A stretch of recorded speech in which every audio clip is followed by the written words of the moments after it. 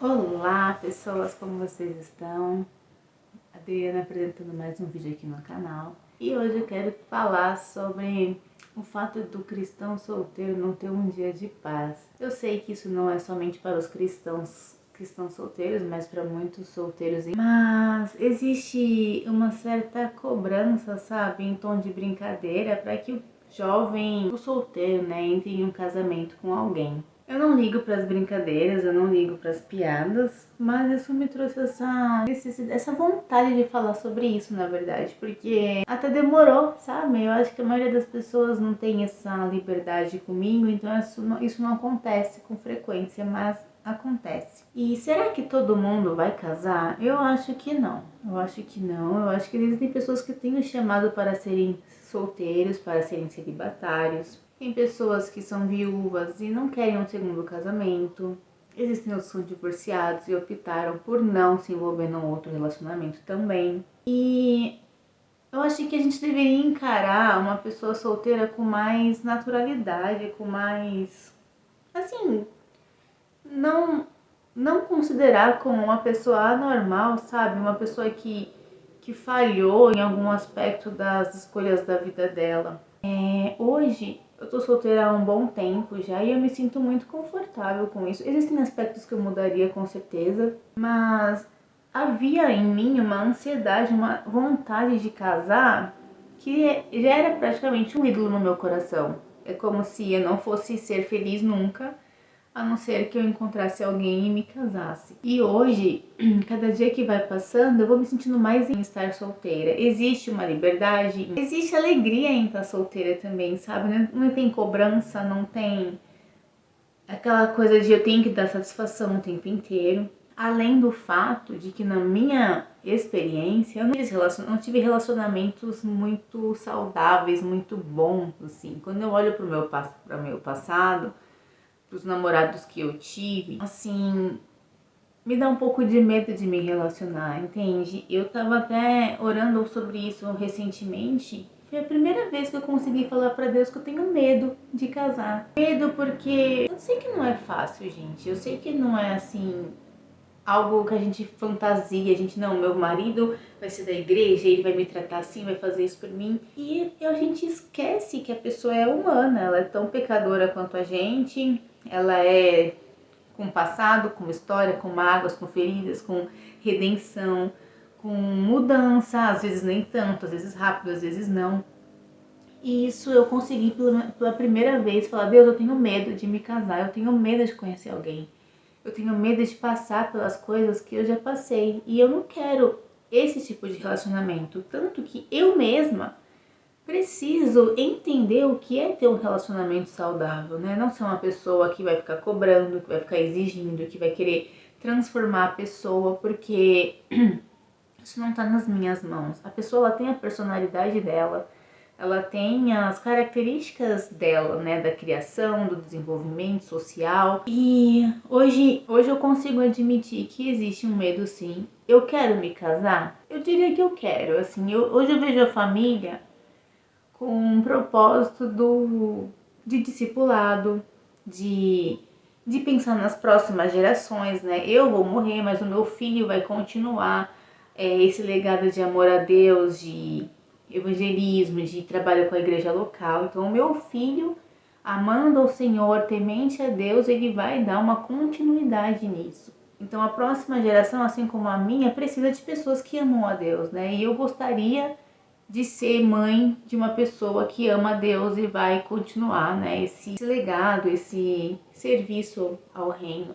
Mas, ainda assim, mesmo entendendo essa visão com mais clareza hoje, ainda existe sim essa insegurança. Eu tive um relacionamento já faz muitos anos mesmo, assim. E eu lembro que eu fui ver uma masterclass com o André Matos. Se você não sabe quem é o André Matos, é essa pessoa aqui. Ele é compositor, pianista, cantor, uma banda de rock, de metal brasileiro que eu gostava demais. E eu encontrei no Facebook da Yamaha Music School que ele ia ter uma masterclass. Eu me inscrevi, consegui passar na vaga, né? E fui assistir o cara. E eu amei, assim, estar pertinho dele, ouvindo ele falar, ouvindo ele dar dicas, né? Era uma aula sobre composição, uma aula sobre falsete, sobre cantar, sobre palco. Assim, foi pra mim, como fã da pessoa, fã da banda, fã do material que ele produzia, eu tava assim, feliz da vida de estar ali. E na época eu namorava uma pessoa e eu não chamei ele pra ir comigo. Eu não chamei. Não chamei porque eu sabia que ia dar um certo horário, ele ia ficar fazendo pressão pra gente ir embora. E eu não queria ir embora antes, né? Por mim, se precisasse dormir no portão da estação, eu dormiria se eu perdesse o último trem. Eu não tinha problema com essas coisas, mas ele não entendia que aquilo era algo importante pra mim. Então, por questão da história do nosso relacionamento, um namoro que durou pouco tempo até, eu sabia que eu não podia chamar, porque ia estragar, ele não ia entender, não ia valorizar o que era importante pra mim. E hoje, quando eu olho pra essas histórias, eu tenho sim medo de entrar num relacionamento e passar por isso de novo, sabe? Enquanto pessoa solteira, como o Paulo mesmo diz, a gente cuida das coisas do reino. Se precisar ir viajar amanhã, eu tô disponível pra viajar amanhã. Eu não tenho que me preocupar com as coisas de como agradar o meu esposo, né? E hoje existe um conflito em mim, assim, eu entendo o propósito da família, tenho entendido e buscado entender cada vez mais. Sou cercada de pessoas que têm bons relacionamentos, assim como pessoas que não têm relacionamentos tão bons. Pessoas que são apaixonadas, pessoas que respeitam um ao outro, e isso dá uma vontade de entrar nisso também. Mas conforme o tempo vai passando e eu permaneço solteira, é assim, bom, eu gosto de estar solteira, eu gosto de poder fazer o que tem que ser feito sem precisar pedir permissão. Porque até então, o que eu vivi em relacionamento, eu teria que pedir permissão para fazer algo. Não era em comum acordo, não era assim, aquele ambiente compreensivo, sem ciúmes, não era. Então, o cristão solteiro existe uma pressão, mas eu como um indivíduo, como uma pessoa que viveu, né, que converteu na caminhada, não diria que é tão simples assim se comprometer num outro relacionamento. Não é como no começo quando eu fiquei solteira. Muitas coisas já foram curadas, trabalhadas, amadurecidas, mas ainda assim não é aquela coisa desesperadora, sabe? Mas eu ainda preciso me desapegar de algumas ideias, de alguns pensamentos românticos, sabe? Romantizar como vai ser um relacionamento, como ele vai me encontrar, aquela coisa de filme romântico, de série, assim, que eu tô andando, algo cai no chão, a pessoa me ajuda a pegar e ele sorri, aquele sorriso lindo. Não, é uma pessoa normal, é a vida normal acontecendo e não sei como vai ser. Estou até um pouco emocionada. Esse assunto ainda é muito delicado para mim, mas eu entendi que essa semana eu precisava falar sobre isso, sobre a questão de ser solteiro, sobre ser cristão. Ver as pessoas ao meu redor conquistando, vivendo, namorando é muito bom.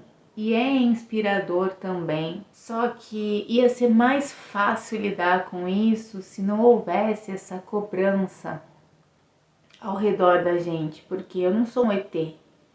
E se eu optar por ficar solteira para sempre até que Jesus venha, o meu noivo volte, eu continuo sendo uma pessoa normal, com sonhos, com anseios, com dor de barriga, sei lá, sabe? Uma pessoa normal. Então, eu queria falar sobre isso, sobre essa cobrança, sobre o fato de a gente não é, eu pelo menos, não sou só solteira porque eu quero ser solteira. Mas tem a parte que eu preciso ser curada. Tem gente que é mais maleável, né? Quando passa por uma dificuldade, supera com facilidade e segue a vida. Eu não, eu gosto de dar um tempo, de curar. E hoje eu posso dizer que eu tô esperando em Deus, assim, eu estou conhecendo pessoas, fazendo amizades, eu não estou fechada, mas eu também não tô desesperada, né? Parece que você não pode ser amigo de ninguém, que as pessoas já ficam perguntando quando é que vai assumir o namoro, e não é bem assim, né? Então fica a reflexão. A Bíblia diz que é bom estar casado, assim como é bom estar solteiro. Paulo preferia ser solteiro, né? Queria que todos fossem como eu. Mas já que você tá ardendo aí de paixão, não casa, né? Essa passagem nunca me deixou em dúvida. Tem gente que tem dúvida se Paulo era casado. Pra mim, ele era solteiro. Pra mim, essa passagem deixa claro que ele optou por ser solteiro e servir a Deus, né? Primeiro na forma fariseu e depois, quando conheceu Jesus, né? Como apóstolo e mártir do cristianismo. Então fica aí, né, o que eu queria compartilhar no dia de hoje. Tem solteiros na sua igreja, seja legal com eles, inclua eles. E respeita também a decisão, né? Tem gente que tem processo de cura, tem gente que não quer um relacionamento, tem gente que quer, mas não encontrou a pessoa ainda, e a gente continua sendo normal, mesmo sendo diferente da maioria dos cristãos que conseguiram encontrar alguém e estão aí perseverando no amor, na graça, no perdão, né? Construindo essa família para a glória de Deus. Se esse conteúdo te ajudou, te edificou, abriu seus olhos para alguma coisa, dá o seu like e não se esqueça de se inscrever nesse canal.